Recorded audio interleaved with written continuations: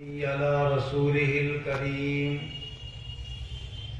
أما بعد فأعوذ بالله من الشيطان الرجيم بسم الله الرحمن الرحيم فانكحوا ما طاب لكم من النساء. حضرات کرام، آپ حضرات کو جیسا معلوم ہوا ہے کہ دولہا محترم جناب شارق اللہ خان صاحب کے کچھ تھوڑی سی چوٹ آنے کی وجہ سے اسپتال میں ہی ان کے معزز رشتہ داروں کے درمیان نکاح کی سنت وہاں ادا کی جا رہی ہے. ان قریب ہی انشاءاللہ یہ خوشی کی خبر آنے والی ہے کہ وہ نکاح منعقد ہو گیا ہے. لہذا اس وقت کو پورا کرنے کے لیے میں بھی چند باتیں آپ کے سامنے پیش کر رہا ہوں. خطبہ مسنونہ کے بعد قرآن عظیم کا جو حصہ تلاوت کیا، اس میں اللہ تبارک و تعالی ارشاد فرما رہا ہے کہ ان عورتوں سے نکاح کرو جو تمہیں اچھی لگے. اللہ تبارک و تعالی نے نکاح کی اہمیت اپنے بندوں کے سامنے یہ ظاہر فرمائی کہ یہ نکاح ساری زندگی شوہر اور بیوی کے درمیان نبھاؤ کے لیے اور ایک پرسکون ماحول میں پیار محبت کی زندگی گزارنے کے لیے اور ایک دوسرے سے سکون اور اطمینان حاصل کرنے کے لیے اللہ نے یہ بندوں کے درمیان نکاح کی سنت رکھی ہے. اور اطمینان اور سکون جبھی حاصل ہوتا ہے کہ شوہر بیوی کو پسند ہو اور بیوی شوہر کو پسند ہو. ایک دوسرے سے بات کریں تو بات کرنے میں دلوں کو اطمینان حاصل رہے، سکون حاصل رہے، تبھی یہ ازدواجی زندگی خوشگوار طریقے سے گزرتی رہتی ہے.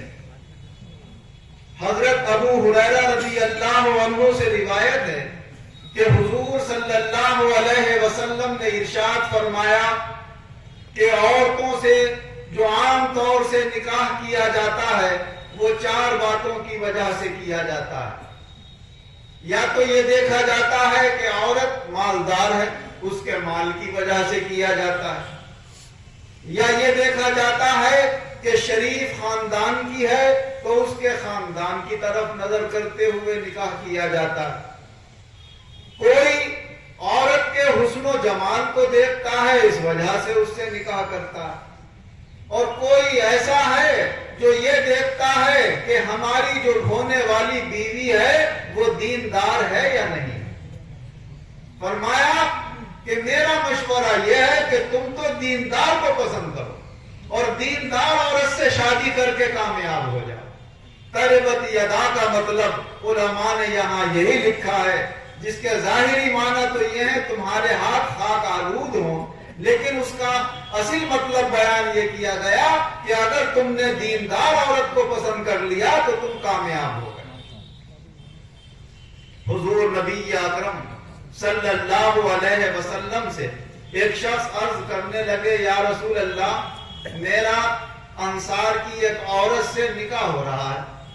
تو حضور صلی اللہ علیہ وسلم نے فرمایا کیا تم دونوں نے ایک دوسرے کو دیکھ بھی لیا ہے؟ کہا یا رسول اللہ دیکھا تو نہیں ہے.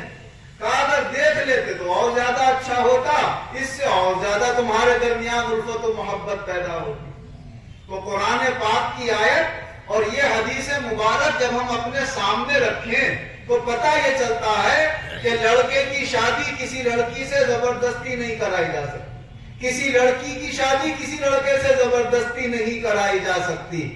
ان لڑکے اور لڑکی کی پسند کا خیال رکھا جائے گا کہ لڑکے کو لڑکی پسند ہے یا نہیں ہے. لڑکی کے ساتھ جس لڑکے کا نکاح ہو رہا ہے وہ لڑکا اسے پسند ہے یا نہیں ہے. اور یہی عمل ہمارے نکاحوں میں دیکھنے میں آتا ہے کہ جب 2 گواہ یہاں آ کر گواہی دیتے ہیں تو تو نکاح پڑھانے والے کے سامنے یہ بیان کیا جاتا ہے کہ اس نے نکاح کی اجازت دے دی، تو لڑکی سے نکاح کی اجازت کیوں لی جا رہی ہے؟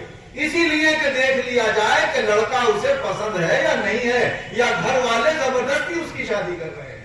تو اسلام میں زور زبردستی نہیں ہے، اس کی پسند کا خیال رکھا گیا ہے۔ آپ زور زبردستی کر کے مجبور کر دیں اپنے بیٹے کو یا مجبور کر دیں اپنی بیٹی کو، تو آپ نے تو تھوڑی دیر کی خوشی حاصل کر لی، مگر ان کی ساری زندگی آپ نے برباد کر دی۔ اگر شوہر کو بیوی پسند نہیں ہے اور بیوی کو شوہر پسند نہیں ہے، آپ یہ خیال کریں کہ ہماری تو تھوڑی دیر کی بات ہے، ان کی پوری زندگی کا معاملہ ہے۔ جب یہ ایک دوسرے کو پسند کر رہے ہیں تو پھر ہمیں ان کے درمیان رکاوٹ نہیں بننا چاہیے۔ آج کل آزاد ماحول بڑھتا چلا جا رہا ہے، لڑکیوں سے بات چیت شروع ہو جاتی ہے، لڑکیوں کی لڑکوں سے بات چیت شروع ہو جاتی ہے، کبھی کبھی آپس میں ایک دوسرے سے یہ بھی معاہدے ہو جاتے ہیں کہ میں تم سے نکاح کروں گا، وہ کہتی ہے میں تم سے نکاح کروں گا۔ اب شریف اور عزت دار لڑکے اور لڑکیاں یہ خبر اپنے گھر والوں کو دیتے ہیں، تو بعض ماں باپ بڑے ضدی قسم کے ہوتے ہیں، کہتے ہیں نہیں بیٹے ہم نہیں ہونے دیں گے وہاں پر، ہم تو جہاں ہماری پسند ہوگی وہاں کریں گے۔ وہ بعض لوگ بیٹی سے کہتے ہیں کسے تم نے پسند کر لیا، جہاں ہم چاہیں گے وہاں پر شادی ہوگی۔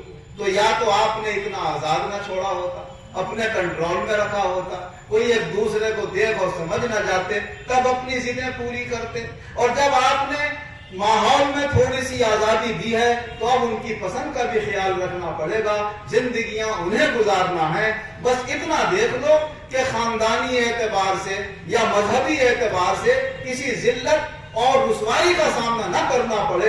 اگر آپ عزت کے ساتھ اس رشتے کو پورا کر سکتے ہیں تو وہاں پر اڑنا نہیں چاہیے، ضد نہیں کرنا چاہیے، اور اپنے بچے اور بچیوں کی پسند کا خیال رکھنا چاہیے۔ قرآن عظیم نے جب ہمیں بتایا ان سے نکاح کرو جو تمہیں پسند ہو، جب پسند ہوں گی جبھی تو بتائے گا اپنے گھر والوں کو بھائی مجھے وہ لڑکی پسند ہے، لڑکی کو لڑکا پسند ہوگا جبھی تو بتائے گی گھر والوں کو مجھے وہ لڑکا پسند ہے۔ تو قرآن کہہ رہا ہے پسند کا خیال کرو، ہم قرآن کی پرواہ نہیں کر رہے، ہم اپنی پسند تھوپنے کی کوشش کر رہے ہیں۔ تو ہم لوگ قرآن و حدیث سے، اللہ رسول کے دین سے ہٹتے چلے جا رہے ہیں، اور ہم یہ سمجھتے ہیں کہ ہم اس پر قائم ہیں۔ یہ بات میں نے اس لیے عرض کی کہ ہم لوگوں کے سامنے اس طرح کے بہت سے مسائل آتے رہتے ہیں۔ صاحب مولانا صاحب ذرا تعویذ دے دو، ہمارے بیٹے کا دل ہٹ جائے اس کی طرف سے۔ مولانا صاحب تعویذ دے دو، ہماری بیٹی کا دل ہٹ جائے اس سے۔ میں نے صاحب یہ دل ایسی چیز ہے، یہ تعویذ یہاں کام نہیں کرتا ہے۔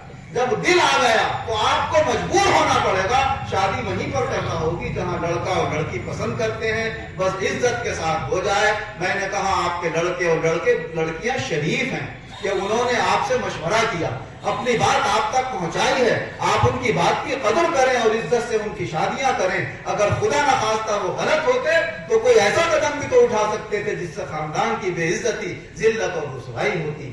اللہ تعالی ہمیں ماحول کے اعتبار سے بھی ان حقیقتوں کو سمجھ کر اس طرح اپنے کاموں کو انجام دینے کی توفیق عطا فرمائے، اور قرآن و حدیث کی روشنی بھی اپنے سامنے رکھ کر اپنی زندگیاں گزارنے کی توفیق عطا فرمائے۔ آمین وآخر دعوانا ان الحمد للہ رب العالمین۔